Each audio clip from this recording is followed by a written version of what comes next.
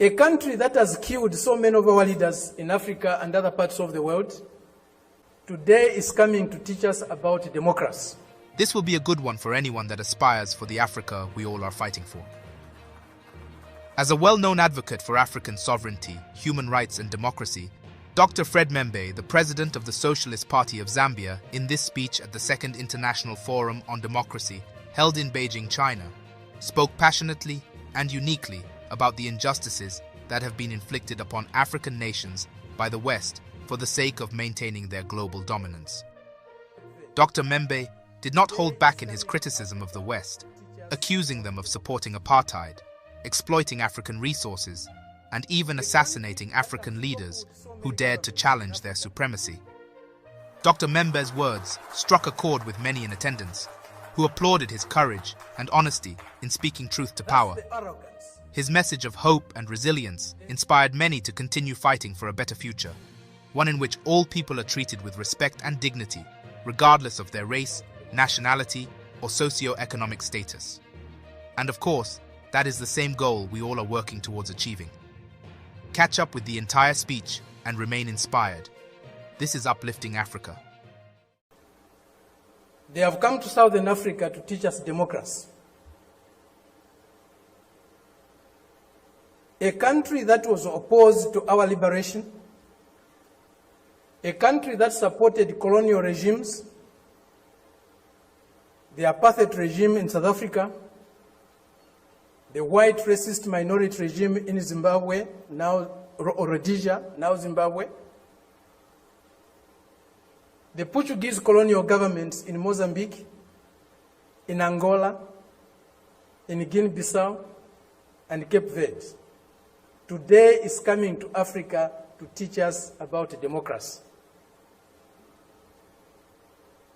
A country that has toppled so many governments in Africa, that has led so many coups in Africa and other parts of the world.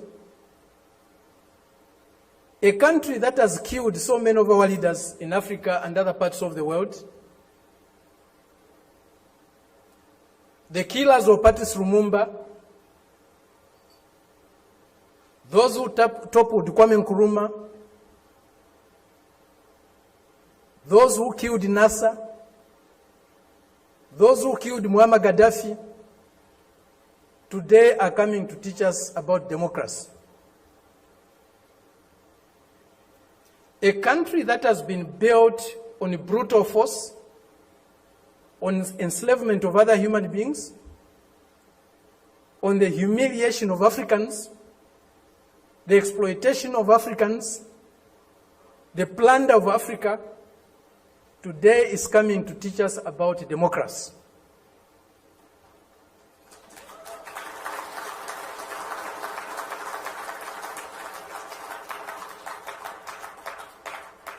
That's the arrogance, the imperialist arrogance, the racist arrogance that we are subjected to.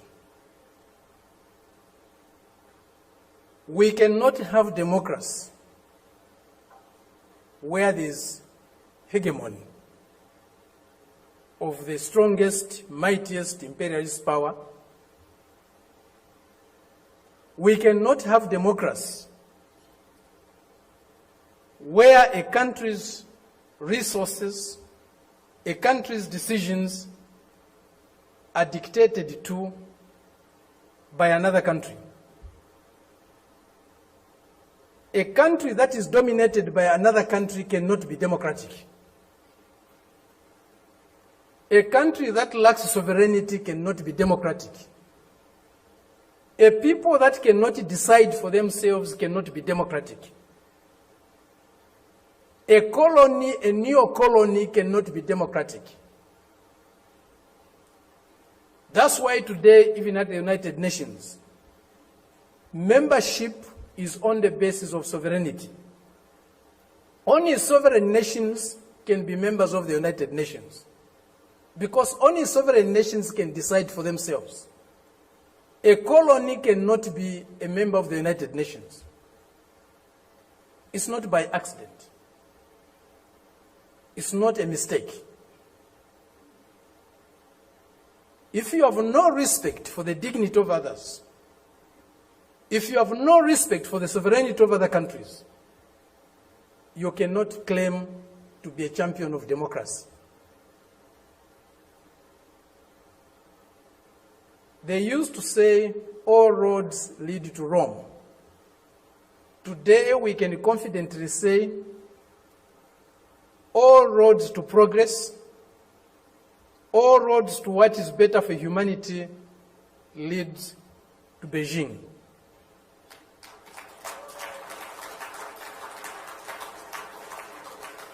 This is a country, this is a people that have developed themselves, that has developed itself without colonizing any country in the world, without plundering any country in the world, without subjugating any people in the world.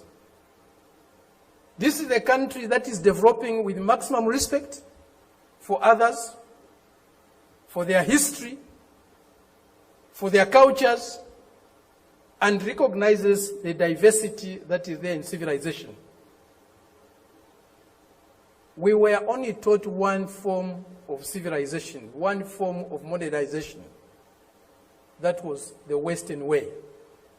Westernness was a measure of how civilized, how modern you are. We reject that. We reject it because it's not correct.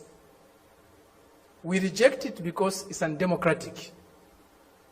We reject it because it's uncivilized to think of the world and of other people in that way. Today, they cannot accept the fact that China has caught up with them.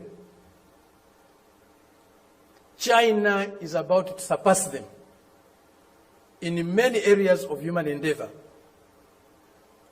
The imperialist arrogance is inhibiting them from accepting that reality. The racist arrogance is inhibiting them from accepting that reality. But the world is changing. The changes we are witnessing today, as President Xi said in Moscow recently, or the other day, they have never been seen in 100 years. They have shaped a world that they themselves today are scared of. And they have shaped a world that is not sustainable. Democracy, human development is not sustainable on the basis of plunder, on the basis of enslavement, on the basis of humiliating other people every day. That is a system we are seeing today, a system that will not survive if plunder is eliminated, if subjugation of other peoples, other nations is eliminated, if inequality in the world is eliminated. That system will disappear. The only system that can survive and can endure for long is a system that is based on mutual benefit, win-win relationships, mutual respect for others, accommodation and tolerance of others, and fraternal love for all humanity. This is what we find in China today. This is what China's example is showing us. Indeed, all paths are different. There's no path that is the same, even if they are leading to the same destination. Each path has got its own characteristics. We are seeing that, we are learning that, we are experiencing that today with China.